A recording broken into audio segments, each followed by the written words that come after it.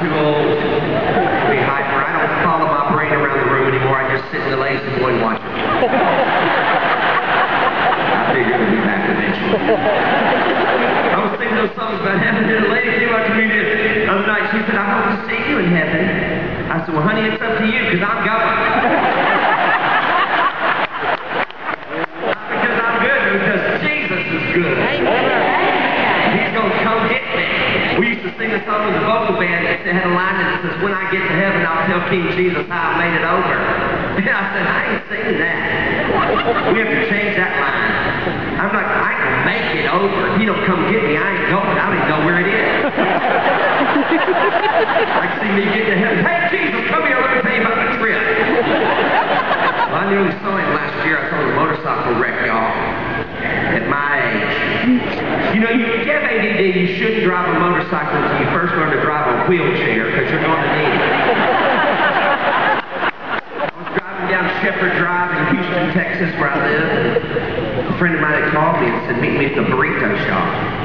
And I love a burrito. So I got on my Honda Silverwing, which is really a moped with an attitude.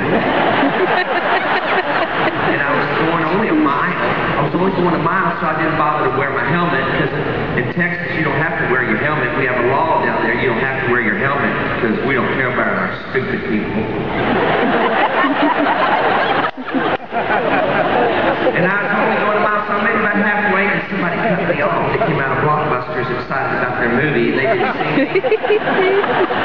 And I slammed on the brakes. And did you know that when you slam on brakes on a motorcycle, they will lock up on you? I didn't know that. I slammed the brakes on, and I started going down towards Shepherd Drive. And I remember thinking, this gonna hurt. I slammed my head on Shepherd Drive, and I was determined to stay awake, because I hate to miss anything. And I saw the motorcycle sliding away, and cars were dodging it, and I was sliding behind them, and they were dodging me. And I finally came to a stop, and I thought I just hit my head. My head was bleeding, and I reached up there, and there were no brains hanging out, so I thought I'd be okay. And this truck pulled up beside me and said, do you need an ambulance? I don't know, I can't hear. I got stone dead. And he said, whoa, whoa, whoa. I said, yeah.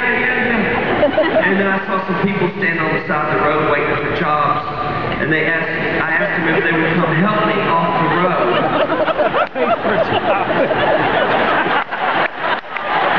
And they said, we know speaking English.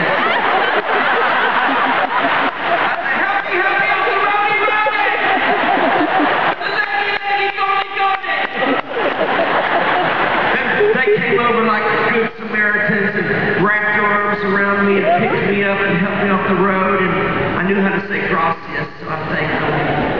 And they set me down, and the ambulance came, and it was all quite exciting. And they put me in a neck brace, which I didn't need. And then they cut off my brand new britches. And I told them I could slip these off. They said, we can't let you do that. And you know, your mama was right.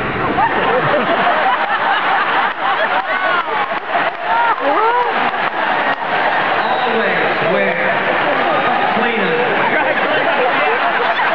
And mine were clean before I hit Shepherd. They were a little freckled after that.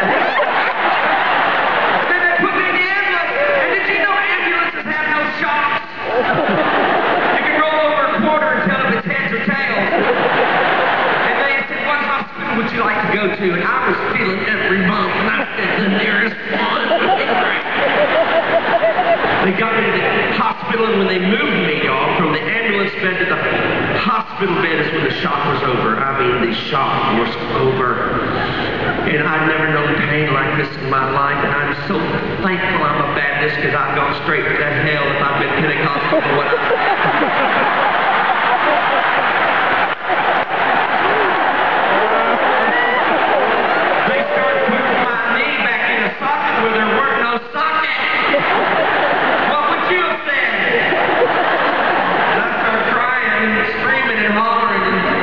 And they brought me morphine drip. And I became Pentecostal.